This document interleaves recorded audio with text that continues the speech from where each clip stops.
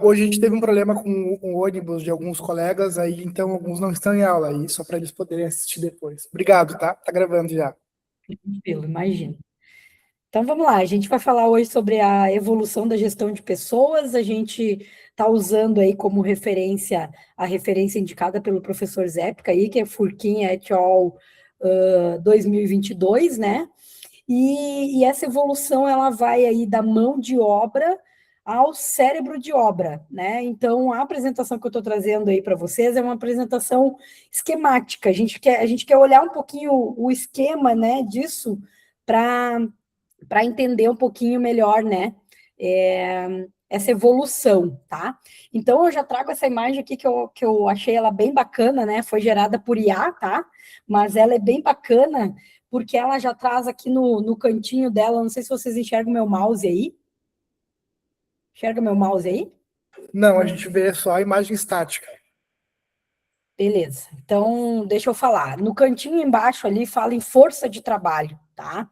Na imagem que está cinza e na imagem que está colorida ali, um pouquinho mais acima do centro da tela, fala em capital humano. Então, isso é uma divisão aí bem importante, né? Quando a gente fala em mão de obra, a gente está falando de força de trabalho, e quando a gente fala cérebro de obra, a gente está falando de capital humano. Mas vamos lá, vamos seguir nossa apresentação aqui. Acho que agora vocês vão enxergar o mouse. Queria perguntar para vocês o que tem a ver o He-Man com essa apresentação de hoje aí. Vamos ver, o Zépica não vale, mas vamos ver se tem alguém, algum colega aí que consegue dizer o que tem a ver. Eu acho que o Guilherme com cabelo comprido assim, ele podia estampar um He-Man assim, né? Não sei, Dani. Eu também não sei, tô Alguém curioso quer me também. ajudar com isso? Se quiser me ajudar, chega pertinho do computador do Zépica aí e me conta. Por que tem a ver o He-Man? Imagina dizer, tá um sepulcral não, assim, Dani, na sala. Ninguém sabe dizer. Não? Não. Pergunta aí, então, se alguém já assistiu o filme do He-Man. Alguém já? Não? Não, também. Então, que bom, que bom. Eu vou contar para vocês e vocês vão ficar morrendo de vontade de assistir o filme do He-Man agora, porque tem tudo a ver com essa aula de hoje. Tu já assistiu, Zé Picar? Né, os 35 anos que me chegam, né? Sou obrigado a confessar, né, É. Dani? Então tá. Então tem ou não tem a ver com a aula de hoje? Tem sim. Bastante, né? Então vamos lá. Vamos seguir aqui então. Por enquanto é só, a gente vai deixar só a dúvida no ar aí, depois eu explico por que o He-Man tem a ver com a aula de hoje. Vamos entrar aí nessa mudança nessa mudança de eixo na gestão aí, né? Houve um grande salto paradigmático entre ali a força física, né, que é representada aí pela mão de obra, e o capital humano, que é representado pelo cérebro de obra, né? Então a gente sai aí de um foco estrito, né, no esforço braçal e no trabalhador como um mero custo operacional, né? E a gente vai ver as datas aí para vocês verem que isso faz muito sentido, né? E a gente passa aí para o capital humano, que o foco é no indivíduo corporativo valorizado como referencial estratégico, centrado no conhecimento e na inovação, tá? Então houve um salto paradigmático aí, eu acredito que no decorrer aí da disciplina, né, Zépica, isso vai ficar mais claro para eles, né? Então, eu trago duas fotos aqui, não sei se vocês estão enxergando bem aí, mas uma delas fala bem da força de trabalho ali. A gente olha para uma foto aí dos trabalhadores das minas de carvão. Então, era a força bruta que queria do trabalhador lá, né? Não queria que o trabalhador pensasse, não queria mais nada do trabalhador a não ser usar a força física dele, né? E nos dias de hoje aí a gente vê esse talento humano, né? O que a gente quer, né? O que as empresas buscam, né? Buscam profissionais qualificados, né? Buscam aí as hard skills, buscam aí as soft skills para utilizar isso aí no ambiente de trabalho, né? E aí, aqui nós temos o mapa da evolução das 5 fases, né? Então, a gente sai aí da mão de obra, vai lá para o cérebro de obra, passando pelo contábil, que aconteceu aí antes de 2030, pelo legal que aconteceu entre falei 2030, não é 2030, 1930. É tão antigo que a gente se perde. O legal 1930 a 1950, o tecnicista 1950 a 1965, a fase estratégica 1965 a 1985. Eu nasci nessa fase aqui, tá, gente? Acredito que só eu. Vocês já devem estar tudo na última aí, na administrativa. 1985 até os dias de hoje, tá? Então, a gente faz essa linha aí do tempo para a gente entender cada uma dessas evoluções, né?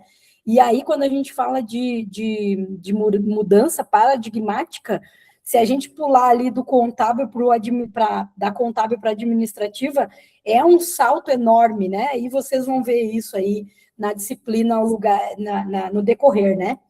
E aí eu quis trazer para cá, né, já que a gente está falando de trabalho, né, a origem da palavra trabalho, né? Então, depois eu vou passar o material para o professor Zépica aí, se vocês quiserem depois ficar com essas informações, né?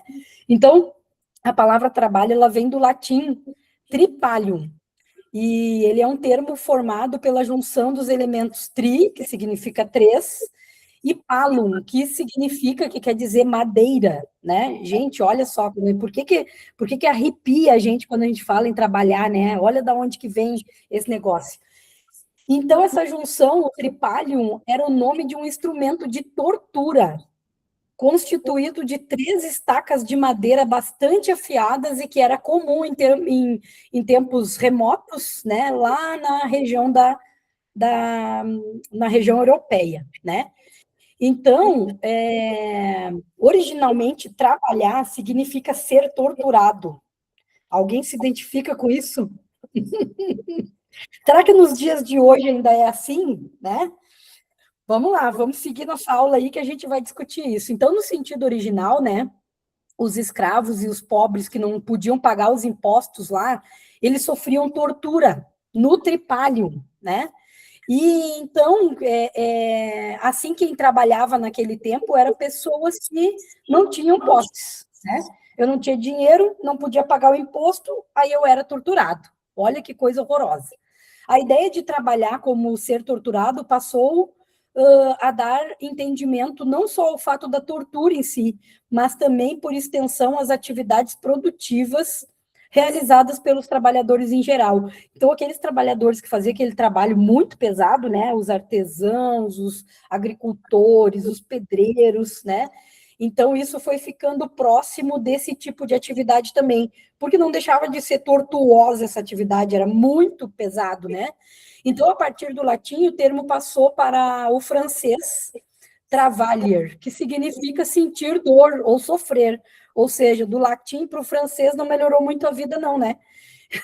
Então, com o passar do tempo, o sentido da palavra passou a significar fazer uma atividade exaustiva ou fazer uma atividade difícil, uma atividade dura, né? Eu acho que todo mundo vai para casa hoje pensando, olha que o meu trabalho não é tão ruim assim, né? Quando a gente pensa nesse trabalho aí de antigamente, né? Então, só lá no século XIV começou a ter o sentido genérico que hoje a gente atribui ao trabalho, né? Que é a aplicação das forças e faculdades. E aí já fala em faculdades, os talentos, as habilidades humanas para alcançar um determinado fim. Bom, lá no século XIV, o negócio começou a ficar um pouquinho melhor, esse entendimento. Mas ainda assim a gente carrega, né? Eu digo assim, carrega aí no gen da palavra trabalho, né? Toda essa coisa negativa que veio lá de trás para cá. Mas por que a gente está vendo isso, né? A gente está vendo isso para começar a olhar agora as fases aí, né? Então, a fase contábil ali, antes de 1930, o trabalhador era visto como custo, né? Então, até porque, né, começou a ter falta de escravos, né? E então começou a ter a necessidade de ter que pagar alguém para fazer. Então aquilo era horroroso, era um custo, era visto só como um custo. Antigamente, né, os senhores feudais tinham tudo aquilo de graça e eles tiveram que começar a pagar aquilo ali. Então, essa é a fase contábil. As pessoas, elas eram vistas como um custo de entrada e um custo de saída, né? O olhar para o trabalhador era desprovido de humanidade, né? E a gestão limitava-se a uma abordagem puramente matemática de força física, tá? Lá em 1930, né? Então, depois a gente tem aí a fase legal, né?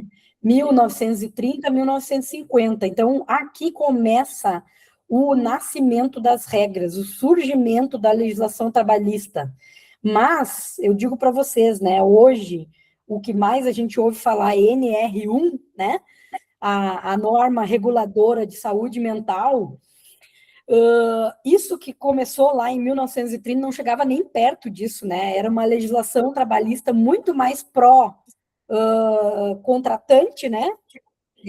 Do que do trabalhador, né? Então, aí começou ali a gente a ver, né, um organograma ali, a diretoria, o chefe de produção, e aí o chefe de produção, ele tinha um foco exclusivo nas máquinas e na operação, ele não estava nem aí para o trabalhador, e o chefe de pessoal, ele estava preocupado com regular as regras e normas jurídicas dos funcionários, a favor da empresa, não a favor dos funcionários, né? Então, aquele negócio assim, de bater ponto, de ter que cumprir horário, né? Esse negócio assim, 40 horas semanais, a gente vive isso hoje. Antigamente era muitas e muitas mais horas, não tinha esse tipo de. Quando a gente fala em regulação, não era nesse sentido, né? Era no sentido de ter maior controle em relação ao trabalhador, para ele trabalhar mais, para conseguir tirar muito dele. Aí depois aí a gente vai para a fase, perdão, aí o que eu trouxe aqui para a gente olhar também, tá? As primeiras normas e as primeiras leis aqui no Brasil, tá, gente? A gente teve o decreto aí, ó, olhem isso, né? 1891 fixou a idade mínima de 12 anos para o trabalho infantil nas indústrias da época. Imagina, gente, 12 anos e tinha, né? Eu digo, infelizmente acontece episódios até hoje, né? Mas lá atrás era normal trabalhar com menos de 12 anos, né? Tanto é que tiveram que regular aí para 12 anos. Depois teve a Lei de Acidentes de Trabalho, 1919, obrigou os patrões a indenizar os empregados em caso de acidente de trabalho. E aí pensem, gente, naquela época não existia cuidado nenhum com o trabalhador. Quando a gente olha ali, né, aqueles maquinários, aquele trabalho duro de lavoura, de indústria, aquilo era assim, era um convite para se quebrar, né, para morrer, inclusive, né? Então, começou a lei por causa dessas coisas, né? Depois veio a lei das férias. Olha o que os coitados tinham para garantir 15 dias de férias anuais, né? Para o empregado do comércio e da indústria, tá, gente? Aqui, assim, ó, empregado doméstico, outros tipos de trabalhadores, eles não tinham direito nenhum, né? Como a indústria ela era maior, existia uma organização melhor dos trabalhadores, então, né, existia aí uma série de solicitações de melhoria, então, né, aquela pressão, né, fazia as coisas melhorarem um pouquinho, nada muito diferente do que acontece hoje em dia, né? E aí, depois, lá em 1943, o presidente Getúlio Vargas assinou aí o decreto, né, a nossa CLT, a nossa conhecida CLT, que evoluiu muito de lá para cá, mas foi a partir desse momento. Então, unificou todas as regras criadas nas décadas anteriores aí em um único documento, que é a nossa CLT hoje, que é que garante, né, muitos direitos dos trabalhadores, e que hoje, né, quando a gente fala em CLT, o que está na boca do povo aí? Quem é que me ajuda? Quem é que lembra o que está acontecendo? Não entendi tua pergunta, Dani. Hoje a gente está falando assim, ó, o que está o que está sendo discutido no Brasil hoje que está relacionado à CLT? A CLT? Oi? A escala 5x2, 6x1, é isso? Aham, o fim da escala 6x1, né? Para que o trabalhador tenha mais condições de ficar com a sua família, né? De descanso e assim por diante. Isso tudo é CLT, tá, gente? Então, por isso que eu trouxe isso para a gente falar. Depois a gente teve a fase tecnicista, né? 1950, 1965. Aqui houve o boom da sistematização, né? Hoje em dia a gente fala muito de sistematizar, automatizar, né? Mas isso vem daqui. E aí houve o avanço da indústria automobilística no Brasil, né? Então aqui a gente já começa a ver esses termos que a gente usa, muitos deles até hoje, inclusive, né? Recrutamento e seleção, treinamento, cargos e salários, higiene e segurança do trabalho, né? Hoje em dia a gente não usa mais higiene e segurança do trabalho, mas para ver que as condições de trabalho antes era tão precária que precisava falar de higiene, né? Então, para a gente conseguir fazer esses paralelos. E benefícios, né? Então, aqui a indústria cresceu, né? Houve surgimento aí dessas novas práticas que várias delas a gente tem até hoje, né?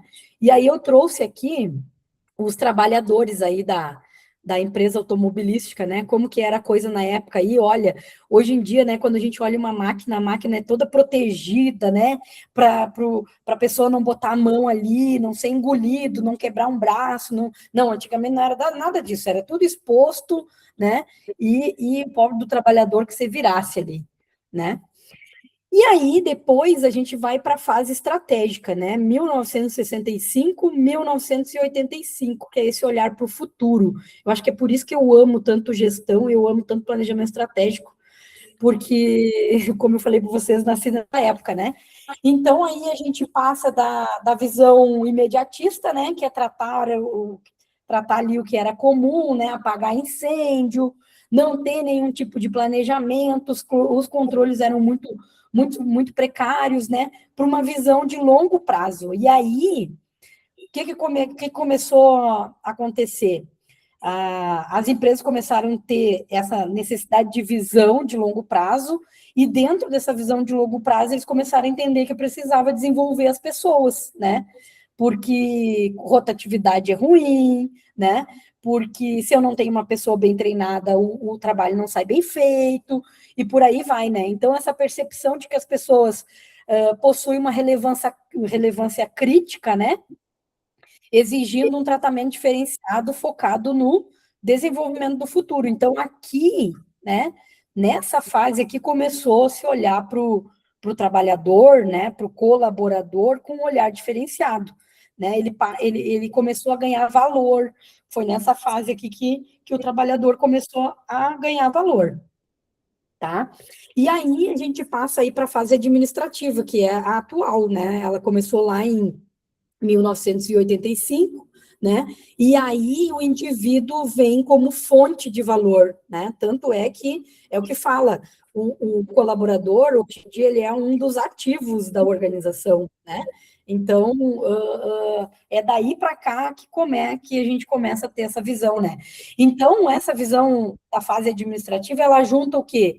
Os anseios dos indivíduos com os objetivos da organização. E é aí que nasce a moderna gestão de pessoas, né? Então, lá, quando o indivíduo ele tem o desejo de crescer, o desejo de ser valorizado, a empresa busca, né, por fontes de valor e resultados. Quem é que vai dar isso? É o indivíduo. Então, ela entende que tem que fazer uma união dessas coisas. Então, criar formas e espaços para satisfazer o pessoal, enquanto se garante o crescimento do negócio. Ou seja, né, e até hoje, e é uma das coisas que a gente sempre tem que ficar alerta, a empresa, ela vai olhar para o colaborador, né? Mas ela vai olhar para o negócio dela. Então, é aquela coisa, nós, enquanto seres humanos, né, que estamos estudando gestão, né, que daqui a pouco vamos trabalhar aí como um RH de uma empresa, ou como um gestor de uma empresa como um todo, né, a gente começar já a ter essa visão aí de o quão importante é o humano ali, né? A gente tá na era da IA, né? Mas a gente não pode desumanizar os processos 100%, a gente não pode desumanizar os negócios, né? A gente tem que ter esse olhar diferenciado para a pessoa, né?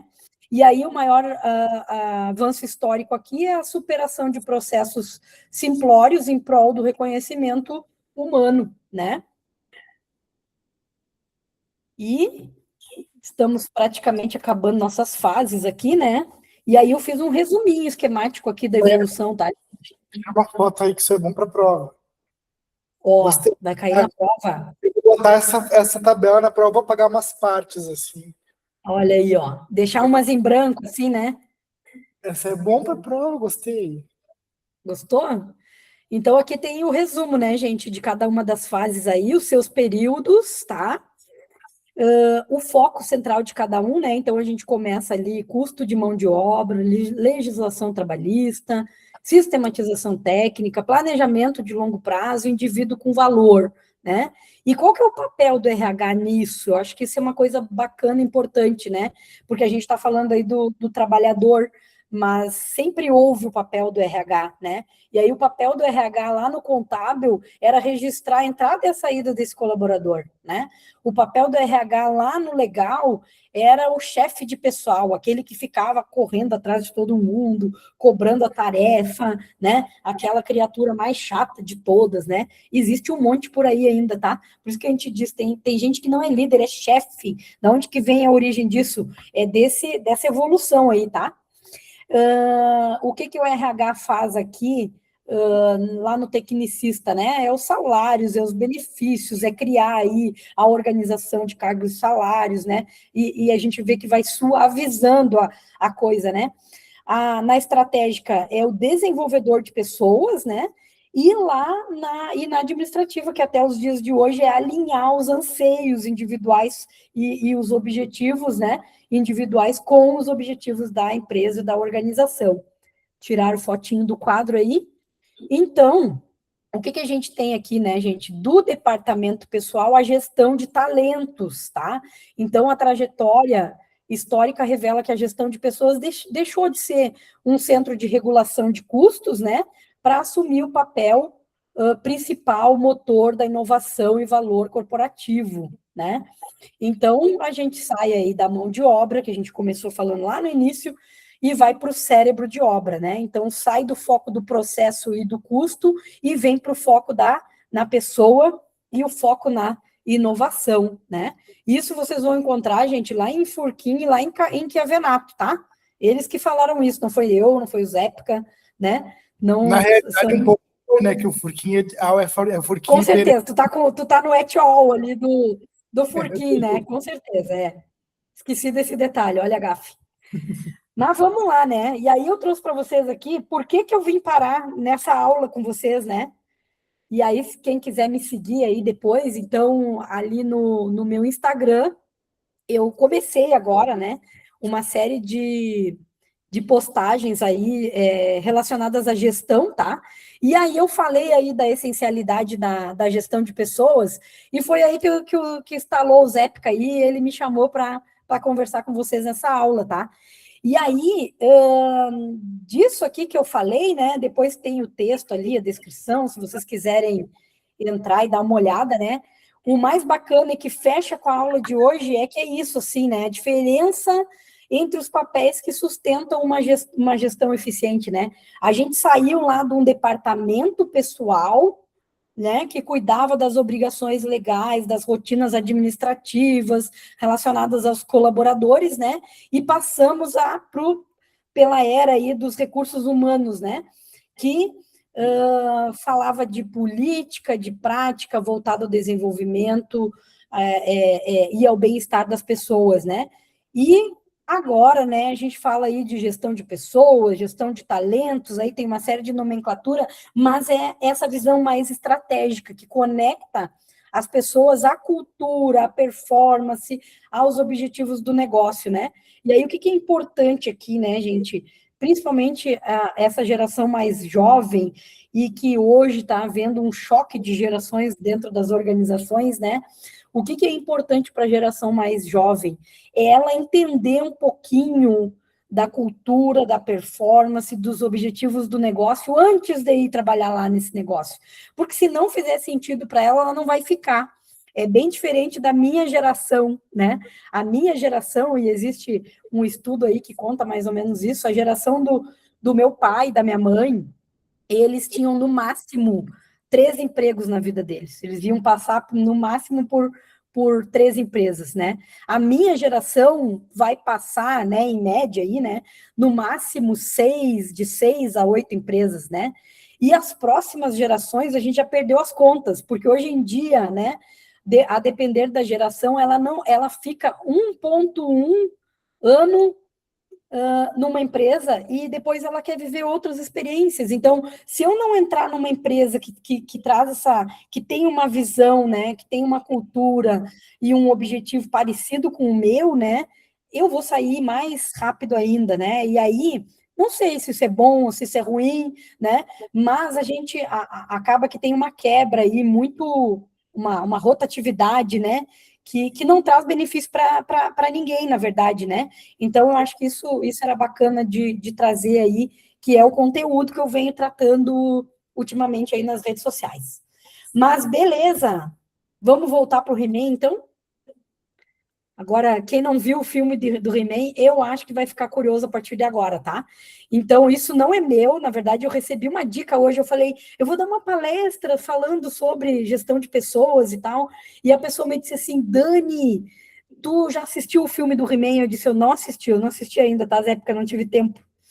E daí ela falou assim, gente, mas olha só, o filme do He-Man, o He-Man trabalha no RH no filme, ele é um trabalhador lá do setor de RH de uma empresa. Eu disse, sério? Aí a pessoa, sério. Eu digo, então eu vou ter que levar isso lá para a gente discutir um pouquinho na aula, né? Já que a gente tem um tempinho aqui ainda, né?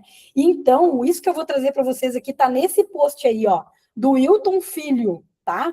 Depois, se vocês quiserem olhar lá, tá lá. Tá? E daí, tudo que tá na descrição ali, eu vou trazer agora para vocês pensarem. Então, no post dele, ele colocou He-Man e os profissionais de RH, tá? Então, agora, para a gente encerrar essa fala de hoje aí com uma reflexão, tá, gente? Para a gente refletir um pouquinho, né?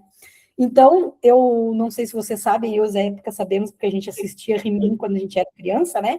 Então, o He-Man sempre começava assim, o desenho do He-Man começava na história de hoje, né? E foi assim que o Wilton começou o post dele ali.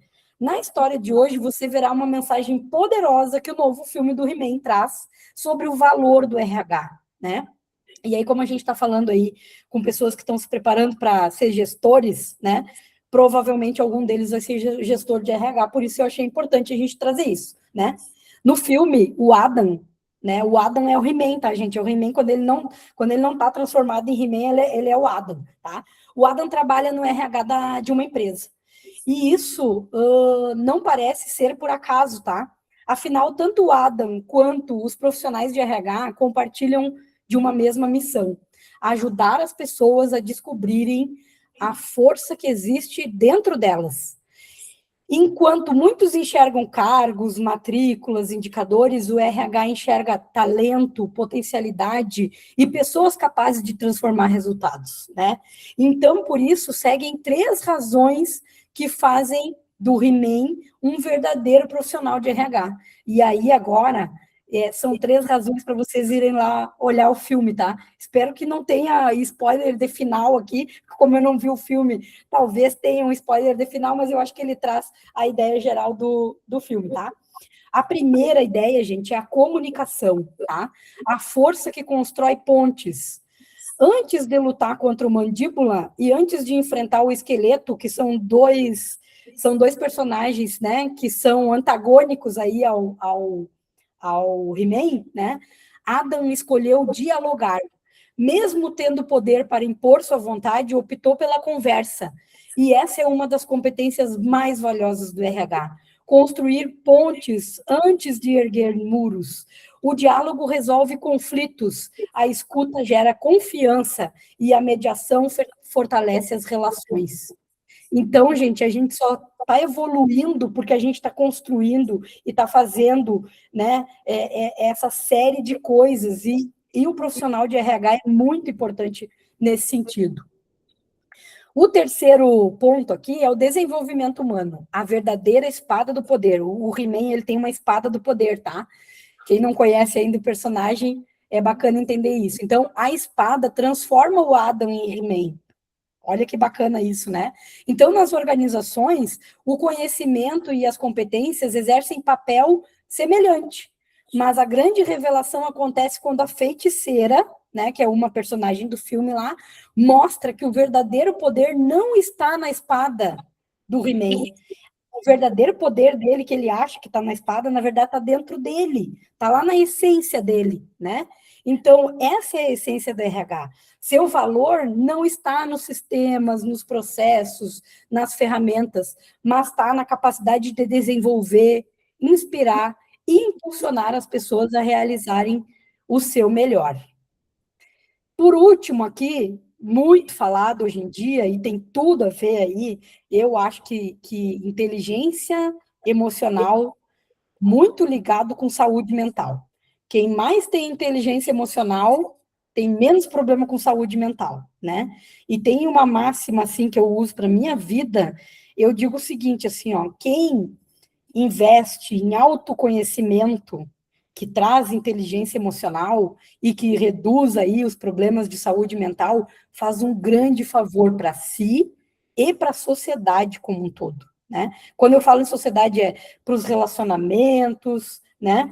Enfim, de forma geral, assim. Então, pense em inteligência emocional como autoconhecimento, autodesenvolvimento e saúde mental. Tá tudo aqui dentro, tá? Então, aqui lá no filme vai falar do poder com propósito. Então, aqui, quando o esqueleto afirma que o He-Man tem medo de usar sua força, ele responde que ele sabe usar, mas ele escolhe não utilizá-la daquela forma. Essa resposta resume a essência dos grandes líderes e profissionais de RH. Ter poder não significa exercê-lo a qualquer custo, tá? Então, às vezes, é isso que a gente vê dentro das organizações, né? O RH lá, nariz empinado, não ajuda quem ele tem que ajudar, porque quem ele tem que ajudar é a equipe, né? Ele tem que ser muito imparcial entre juntar os interesses individuais com os interesses da organização, né? E a mesma coisa os líderes, né? O líder é feito para te ajudar, para te conduzir, para estar contigo, né? E aí, às vezes, ele usa esse poder dele totalmente equivocado, né? Então, acho que toda vez que encontrar um líder, um RH assim, manda ele olhar o filme do He-Man aí, que eu acho que vai passar uma mensagem legal para ele. Então, isso significa saber, né, quando agir, quando ouvir, quando orientar, permitir que cada pessoa cresça por sua própria conta, né? A pessoa tem que querer crescer, mas ela tem que ter as condições para isso. Tá? Então, é o poder com propósito. É essa pessoa que tem esse poder de ajudar a pessoa, né? Não ficar lá em cima da pessoa, deixar a pessoa evoluir como ela entende que ela tem que evoluir. E aí, por fim, aqui, gente, para encerrar, né? No fim, a mensagem é muito simples, tá? A mensagem do filme ali do He-Man é muito simples, tá?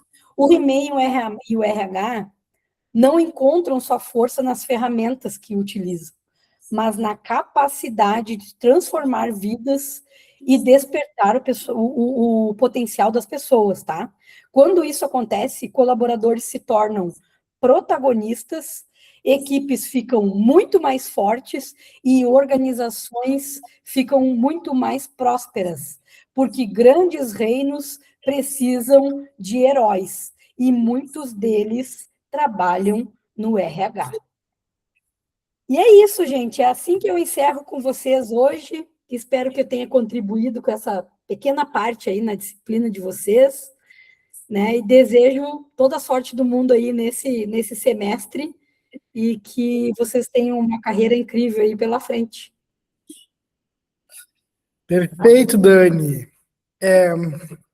Alguém fazer alguma pergunta, gente, para Dani? Perguntas? Não. Mariana, liga para mim, Luz, por favor. Então, Dani, eu queria fazer só um comentário rápido, né? Assim, em cima do que tu falou. É sempre muito bom te ouvir, né? É interessante mais, porque é uma outra visão daquilo que a gente está trabalhando e vai trabalhar. Mas é muito interessante perceber, e aí eu vou fazer um link com a turma aqui, tá? Quando tu mostrou as fases ali, não sei se vocês perceberam, né? As fases, elas são a fase contábil, que vocês odeiam. Aí depois tem a fase legal, que vocês não são lá os grandes fãs. Aí tem a fase técnica, que tem o curso técnico em RH e tarará. Aí a gente tem a estratégica e a administrativa. Vocês estão na última fase. Por isso que às vezes é tão difícil a gente conseguir compreender e entender os processos das outras e absorver os processos das outras, porque sem entender a história, né, Dani, do porquê a gente chega neste lugar de administrativa, às vezes, mas por que eu tenho que estudar contabilidade, né? Que tristeza, que sofrimento ter que estudar legislação, direito, assim. Mas é muito interessante a gente entender toda a perspectiva de como é que a gente chega, né? E uma outra coisa que eu queria comentar, Dani, com eles, é que assim, tu falou muito pouco de ti, né? Então eu vou ter que falar também. A Dani trabalha com isso sim, há muitos anos, gente, muitos. A Dani aplica metodologias, ferramentas para poder não apenas trabalhar recrutamento e seleção, mas para trabalhar o desenvolvimento das pessoas, o lugar dessas pessoas dentro das equipes de trabalho. Vocês não vão lembrar, mas há longínquos semestre passado, assim, né, milhões de semestres atrás, a gente trabalhou os temperamentos, lembra nos 4 temperamentos? O Big Five, toda essa galera assim, a Dani trabalha há muito tempo com a metodologia DISC, algumas coisas nesse sentido, né, Dani? Então, Isso aí. o RH, que a gente chama, na realidade, de gestão de pessoas, ela tem um lugar muito estratégico, né, de como desenvolver essas pessoas no seu potencial pleno. E a última coisa que eu queria falar é que as visões antropológicas também, vocês também não vão lembrar, mas a gente fez até um joguinho sobre isso na aula. Começa com aquela visão bem econômica do homem, né, do homem contábil, vai vindo para o homem administrativo, até a gente chegar naquele homem complexo e parentético ali no final, né, do alinhamento dos objetivos. Então, muito interessante toda a visão, né, Dani, toda a forma que tu traz. Alguém fala alguma coisa? Não? Fechamos. Agradecemos a Dani, então. Dani, muito obrigado pelo teu tempo com a gente, tá? Um privilégio te ouvir. Quem puder, siga a Dani, @danielegarcia.oficial aí, tem uns conteúdos bem interessantes. A gente segue tanta bobagem, né? Porque não seguir algo que gera um conteúdo interessante pra gente ler no feed, na é verdade? Então tá aí, @danielegarcia.oficial. Obrigado, Dani, um privilégio, tá? É joia. Eu que agradeço a oportunidade aí. Um abração para todos vocês. Obrigado, Dani. Tchauzinho. Tchau, tchau. Muito bem, povo. Para aí. Ah, eu tenho que parar de gravar antes.